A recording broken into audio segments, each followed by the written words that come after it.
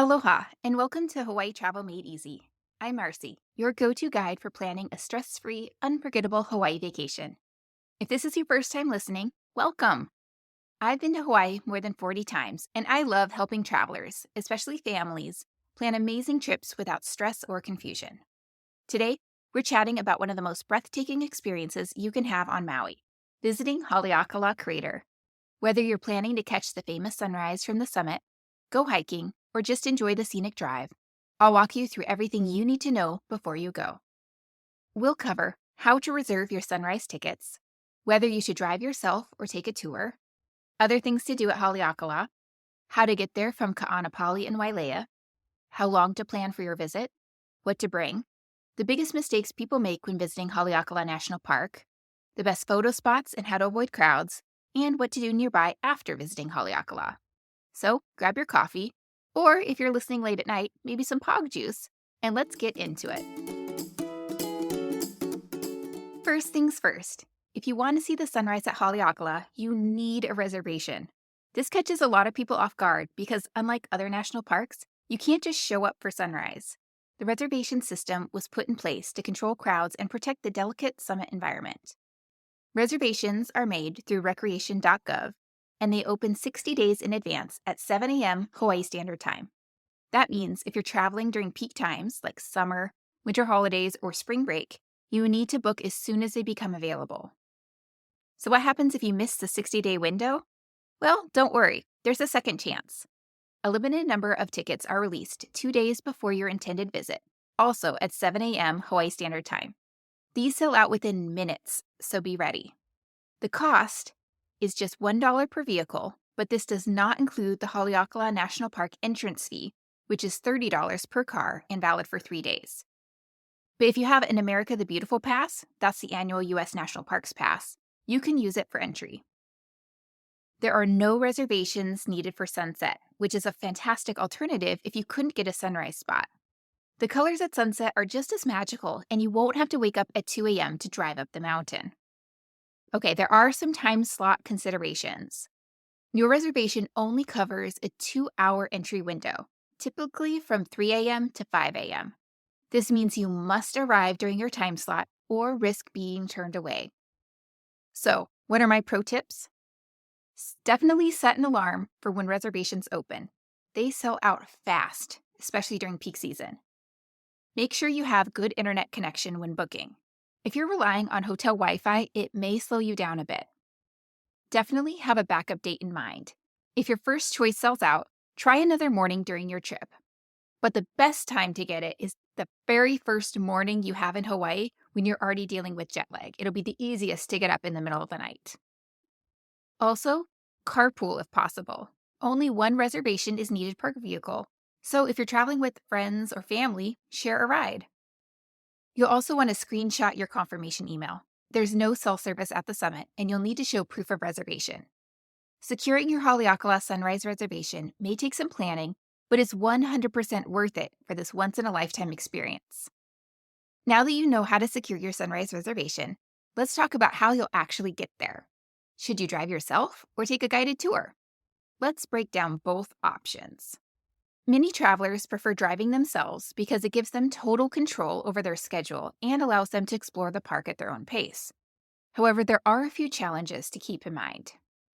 So the pros, you can have more flexibility. That means you can arrive as early as you want to secure a great viewing spot and leave whenever you're ready. It also saves money compared to a tour. Besides gas, the only cost is a $1 sunrise reservation fee and a $30 park entrance fee. There's also the option to explore more of the park. After sunrise, you can visit the Sliding Sands Trail, Hosmer Grove, and the summit without being rushed. And you can stop for breakfast after. Many visitors enjoy grabbing a bite in makawao or kula on the way back down. Okay, but what are the cons? Well, the drive up is long and dark. It's about 2 hours from most resort areas with steep, winding roads and switchbacks. Altitude sickness can also be an issue. Some travelers feel dizzy or lightheaded at the 10,000 feet. Driving yourself means you won't have a guide to help with adjustments. There's also limited parking, especially during peak seasons. If you arrive too late, you might have to park further away from the summit viewing area. And it's a tiring early wake up. Most travelers leave their hotels between 2 a.m. and 3 a.m., which can be exhausting if you're not a morning person. So, if the thought of driving up a mountain road in the dark sounds stressful, a guided sunrise tour might be a better fit. So, the pros are that there's no stress about driving. Just relax and let an experienced guide handle the winding roads. Warm jackets and coffee are included. Many tours provide blankets, jackets, hot drinks, and snacks, which can make the early wake up a little easier. There's also expert narration. Guides share Hawaiian cultural stories, geology facts, and history that make the experience more meaningful. And there's convenient hotel pickup. Many tours include round-trip transportation from major resorts, so you don't have to worry about parking. But there are some cons. It's definitely more expensive. Sunrise tours range from $150 to $250 per person, which adds up quickly for families or groups. There's also less flexibility. You're on the tour's schedule, meaning less time for personal exploration. Most tours leave immediately after sunrise, so you might miss out on hiking opportunities. And there are early pickup times. Some tours pick up as early as 1:30 a.m., even earlier than you'd have to leave if driving yourself. So, my pro tip, if you're nervous about driving or just want to sit back and enjoy the experience, a guided tour is totally worth it. But if you're comfortable with mountain roads and want more flexibility, driving yourself is the way to go. Either way, the Haleakala sunrise is an unforgettable experience that you don't want to miss. I've done it both ways, and personally, I prefer taking a tour. The altitude changes and the switchbacks make me dizzy, especially in the dark, and I like being able to shut my eyes and zone out for the drive up. Regardless of whether you drive yourself or take a tour, your Haleakala experience doesn't have to end after sunrise. There's so much more to do in the park, so let's dive into some of the other amazing activities.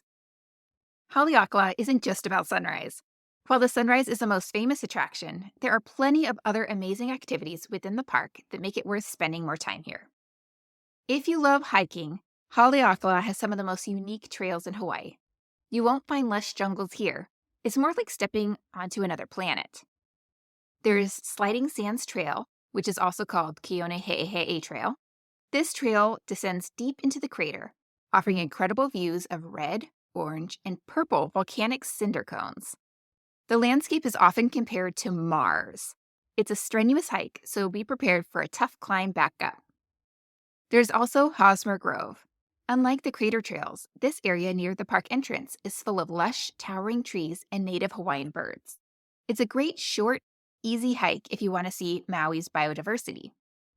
There's also the Halemau'u Trail, a stunning hike that takes you up to the crater's rim, offering epic views of the valley below. If you're not up for the full 11-mile trek, you could do a shorter out-and-back version. There's also the Haleakala Visitor Center, which is right near the summit. This is the main visitor center, where you can learn about the volcano's history, geology, and cultural significance. Rangers are available to answer questions, and exhibits highlight the native flora and fauna of the region. There's also the Kipuhulu Visitor Center, which is on the coastal side of the park. If you plan to visit the coastal rainforest areas of Haleakala National Park near Hana, the visitor center is totally worth a stop. It's near the Oheo Gulch, which is also called the Seven Sacred Pools, and the PPY Trail. This is not where you see the sunrise at Haleakala. This is if you're doing the road to Hana. There's also amazing sunset views. Many travelers argue that sunset at Haleakala is just as spectacular as sunrise, if not better. You don't need a reservation for sunset, and the colors in the sky blend into a breathtaking mix of pink, orange, and deep purple. Since there's no rush to get there as early as sunrise, it's a more relaxed and less crowded experience. There's also stargazing at Haleakala. The summit of Haleakala sits above the clouds at 10,023 feet, making it one of the best places in the world for stargazing. The lack of light pollution means you'll get crystal clear views of the Milky Way, planets, and constellations. If you have a telescope, this is the perfect place to use it.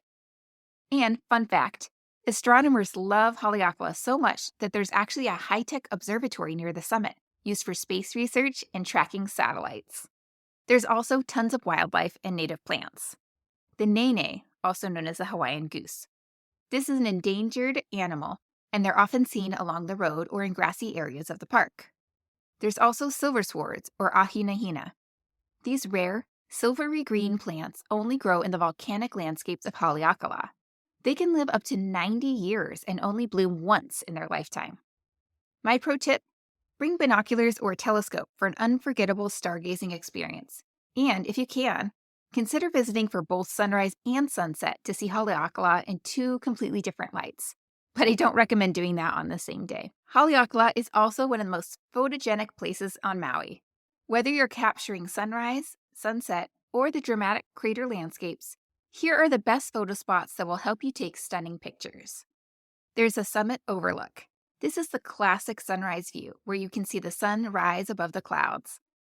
I'd arrive early to secure a front row spot and set up your camera before the light changes. There's also Red Hill, which is the Pu'u'ulu'ula overlook. The highest point in the park is at 10,023 feet, making it perfect for long-range landscape shots. It's also a great spot for panoramic sunset photography. There's also the Kalahaku overlook.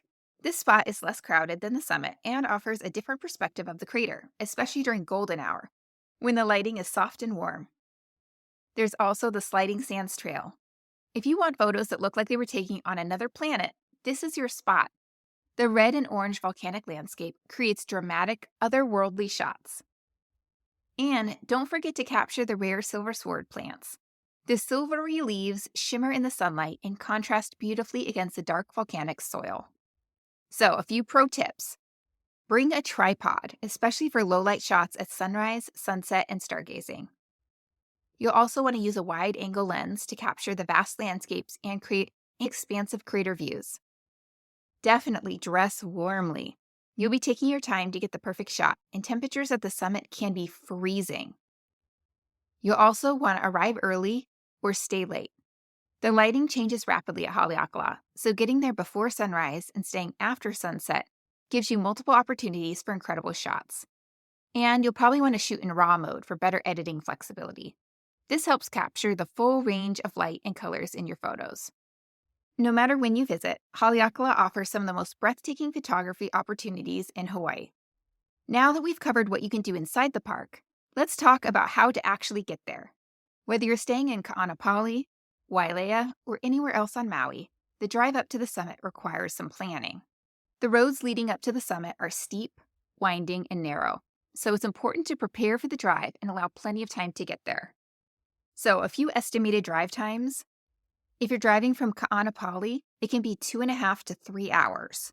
And if you're coming up from Wailea, it can be 2 to 2.5 hours. There's no shortcut. You have to go through Central Maui. The drive starts off on Haleakala Highway, which is Highway 37, then transitions onto Crater Road, which is Highway 378, which has over 30 switchbacks and climbs more than 10,000 feet in elevation. If you're prone to motion sickness, take precautions. This drive can be intense, especially in the dark. So, I've got a few insider tips for your smooth drive. Definitely get gas the night before if you're driving yourself. There are no gas stations near the summit, and the last ones are in Pukalani or Makawao. Running out of gas on the way up is not a situation you want to be in. You'll also want to leave earlier than you think. If you're heading for sunrise, aim to leave at least 3 or 3.5 hours before sunrise to allow for parking and finding a good viewing spot. You'll also want to be ready for altitude changes. As you climb, you may feel the effects of altitude sickness, including headaches or dizziness. So drive slowly and stay hydrated to minimize symptoms. You'll also want to use low gears on the descent. The steep downhill road can be hard on your brakes. So, switch into low gear to avoid overheating your brakes on the way down. You might also bring a flashlight or headlamp. If you're arriving before sunrise, you'll need the extra light for walking from the parking lot to the viewpoint. You'll also want to check road conditions before heading up. The summit can be foggy, rainy, or even icy in winter months. The National Park Service website provides weather updates. There's also some rental car considerations. Most rental car companies allow you to drive to Haleakala, but make sure to check your agreement because some may have restrictions. Four-wheel drive is not required, but compact cars can struggle on the steep inclines. You'll also want to download offline maps. Cell service gets spotty near the summit, so having offline directions can be a lifesaver if you lose signal. And I suggest grabbing coffee and snacks before you go. So, another pro tip, plan your drive for a time when you're most alert. The roads to Haleakala are challenging, so if you're not comfortable driving in the dark, consider visiting for sunset instead of sunrise. The views are just as stunning, and you won't have to worry about driving at 3 a.m. Now that you know how long the drive takes, you might be wondering, how much time do you actually need to explore Haleakala? Well, let's go over how to plan your visit based on what you want to do. Some visitors just come for the sunrise or sunset, while others spend the day exploring the crater, hiking, and soaking in the landscapes. Here's a breakdown of how long you should plan for each type of visit. If you're going just for sunrise, you'll want 3 to 4 hours total, and that includes the driving time. Most people arrive, watch the sunset, take some photos, and then head back down. You'll expect about 45 minutes at the summit before sunrise to find a good spot, take in the view, and enjoy the experience.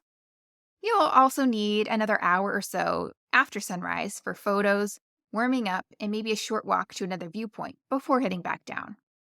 If you're short on time, this is the quickest way to experience Haleakala. If you're hiking into the crater via Sliding Sands Trail, you'll want to allow for at least 5 to 6 hours round trip. The descent into the crater is deceptively easy, but the climb back up is challenging due to altitude and steep inclines. So shorter hikes like Hosmer Grove or Halemau Trail require 1 to 3 hours but offer incredible scenery. You'll also want to plan extra time for visitor centers, scenic overlooks, and photography stops. If you're doing a half-day visit, start early and aim to leave before afternoon clouds roll in. If you want to go for sunset or stargazing, you'll want to plan for 4 to 6 hours, including drive time. Visitors usually arrive 90 minutes before sunset to find a good viewing spot and enjoy the changing colors. If you're staying for stargazing, plan for an additional 1 to 2 hours after sunset.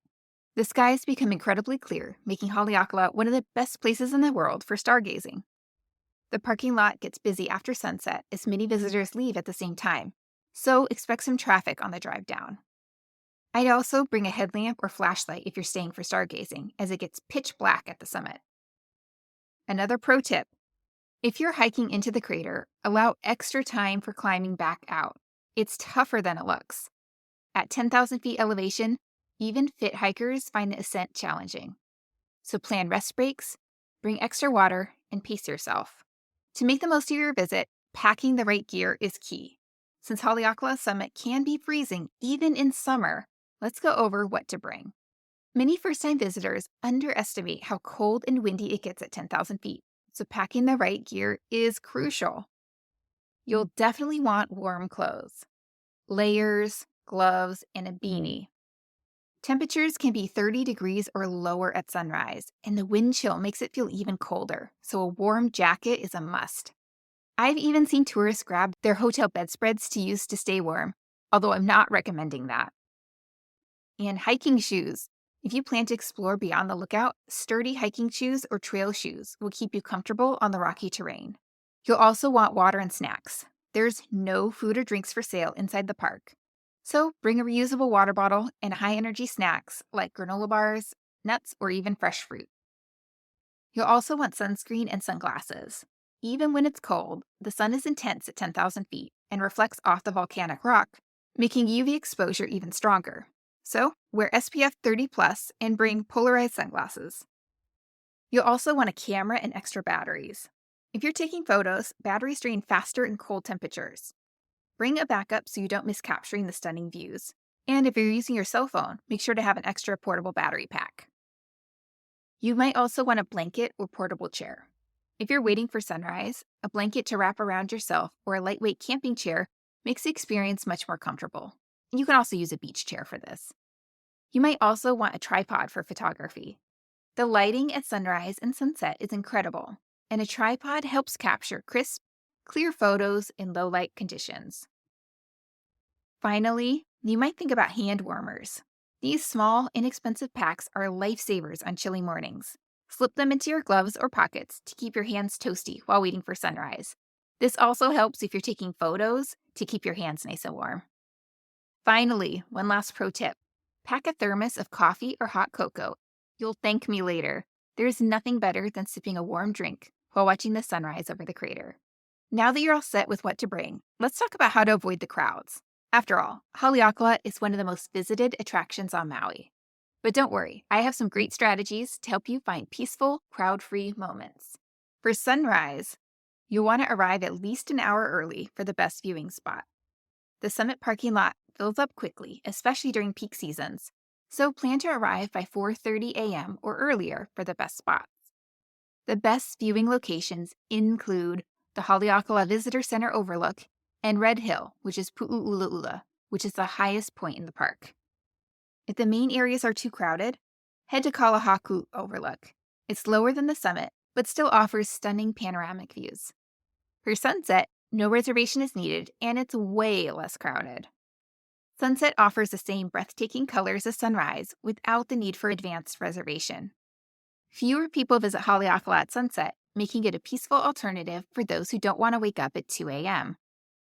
Arriving in the late afternoon allows you to explore before watching the sky transform with golden hues.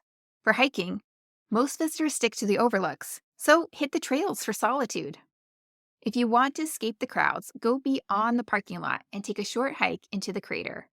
Sliding Sands Trail offers incredible landscapes with fewer people the farther you go. Even if you don't do the full hike, walking 10 to 15 minutes down the trail gives you a quieter experience. And for stargazing, midnight to 2 a.m. offers minimal light pollution. Most visitors leave after sunset, so if you stick around until midnight or later, you'll have the summit almost to yourself. Haleakala is one of the best stargazing locations in the world with clear skies and almost zero artificial light. Bring a red flashlight to preserve your night vision and download a stargazing app to help identify constellations. And another pro tip, if sunrise reservations are sold out, go for the sunset instead. You'll get the same incredible colors, no reservation required, and way fewer crowds. Plus, you can sleep in. If you're looking to extend your adventure, there are some amazing places nearby that are worth checking out after your Haleakala visit. Let's explore some of the best stops in Upcountry Maui. After an unforgettable visit to Haleakala, don't just head straight back to your hotel. This is the perfect time to explore Upcountry Maui, which is one of my favorite places in Maui. Here are a few fantastic stops nearby to round out your adventure. First up is Maui Wine. You can try pineapple wine with an upcountry view. It's located in Ulupalakua, and Maui Wine offers tastings of locally made pineapple and grape wines in a historic setting. The drive to the winery is scenic and peaceful, with breathtaking views of Maui's rolling hills and the ocean. If you're a wine lover, grab a bottle as a souvenir to enjoy later. There's also the Haleakala Lavender Farm. It's a peaceful garden with a charming gift shop. This serene hillside farm offers beautiful lavender fields, ocean views, and peaceful walking paths. The air smells amazing, and it's a great spot to unwind and take photos. And visit the gift shop for lavender-infused goodies like honey, soaps, and lotions. There's also the Kula Lodge and Restaurant. It's the perfect breakfast/lunch spot post-sunrise. If you're hungry after sunrise, this cozy Mountain View restaurant is a perfect place to refuel. They serve local specialties like macadamia nut pancakes, fresh coffee, and tropical fruit. You can sit on the outdoor terrace for one of the most panoramic views in Upcountry Maui. This is what we do after every trip to Haleakala. There's also the Surfing Goat Dairy, where you can tour a local goat farm and try fresh goat cheese. This fun and family-friendly stop lets you meet the goats, learn about the cheese-making process, and sample award-winning cheeses. You can even try their signature Maui goat cheese truffles or a cheese-tasting flight. Kids and adults will love feeding the goats and learning about sustainable farming. They also have tours you can book ahead of time if you want a more hands-on experience. There's also the Upcountry Farmers Markets, where you can browse fresh island produce and handmade goods. If you visit on a Saturday morning, stop by the Upcountry Farmers Market in Kula for organic fruits, fresh flowers, and local crafts. It's a great way to support local farmers while trying delicious Hawaiian-grown produce like apple bananas, lilikoi, which is what they call passion fruit, and fresh coconuts. My pro tip is pair Haleakala with an Upcountry Maui road trip. These spots are just a short drive from the park entrance and make for a perfect morning or afternoon adventure. Before we wrap up, Let's talk about some of the biggest mistakes visitors make when visiting Haleakala and how you can avoid them. Haleakala is one of Maui's most incredible experiences, but there are some common mistakes that can make or break your visit. Let's make sure you don't fall into any of these traps. First mistake, not making sunrise reservations. I keep saying this, book ASAP. Reservations open 60 days in advance and sell out quickly, especially during peak seasons like summer and winter break. If you wait too long, you may miss out completely.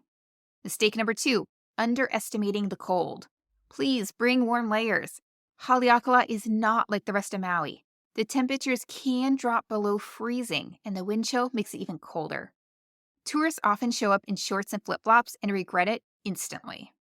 Mistake number 3, arriving too late. You'll want to get there early to find parking and the best viewing spots. If you're driving yourself, aim to arrive at least 30 to 45 minutes before sunrise to secure a prime viewing spot. If the main parking lot is full, you may have to park further away and walk in the dark. Mistake number 4, ignoring altitude sickness. Take it slow, drink water, and listen to your body. Haleakala's summit sits at 10,023 feet, and if you're not used to high altitudes, you might feel dizzy, lightheaded, or even nauseous. Move slowly, stay hydrated, and avoid alcohol the night before. Mistake number 5, forgetting gas or snacks. Plan ahead, there's nothing up there. The closest gas stations and convenience stores are in Pukalani or Kula, so fill up your tank and grab food before you start your drive. There are no restaurants, vending machines, or water stations inside the park. Mistake number 6, leaving right after sunrise. Most people leave immediately after sunrise, but that's when the park is at its quietest and most peaceful. So stick around to enjoy hiking trails, lookouts, or even visit Upcountry Maui afterwards. Mistake number 7, not checking the weather forecast. The weather at the summit can change quickly, and some mornings are completely clouded over. If you wake up to rain or heavy cloud cover in the forecast, consider going for sunset instead when the conditions are often clearer. Mistake number 8, using your phone as your only light source. And I admit, I've done this mistake before. If you're arriving before sunrise or staying for stargazing, bring a headlamp or flashlight. Phone batteries drain quickly in cold temperatures, and having a backup light source is much safer for navigating in the dark. Mistake number 9, driving down too fast. The road down Haleakala is steep and winding, and it's easy to overheat your brakes. Instead, drive in low gear and use engine braking to avoid putting too much strain on your vehicle's brakes. And mistake number 10, not adjusting your camera settings. Sunrise and stargazing require different camera settings than daytime photography. If you're serious about capturing the moment, adjust your ISO, shutter speed, and aperture ahead of time. And another pro tip, if you missed out on a sunrise reservation, go for sunset instead. It's just as magical, less crowded, and doesn't require reservations. I know I keep saying this, but it's so important. Plus, the golden hour lighting over the crater is absolutely stunning. All right, that's a wrap. Now you know how to plan the perfect visit to Haleakala Crater. So quick recap, you'll want to book your sunrise reservations early, decide if you want to drive or take a tour, explore beyond the sunrise, hiking and stargazing are amazing, and dress warmly and bring supplies because there are no stores up there. If you found this episode helpful, please subscribe and leave a review. This helps other travelers like you find this podcast and plan their perfect Maui vacation. And if you have any questions about Haleakala or need more travel tips, send me a DM on Instagram at Hawaii Travel with Kids. Mahalo for listening, and I'll see you in the next episode. Aloha.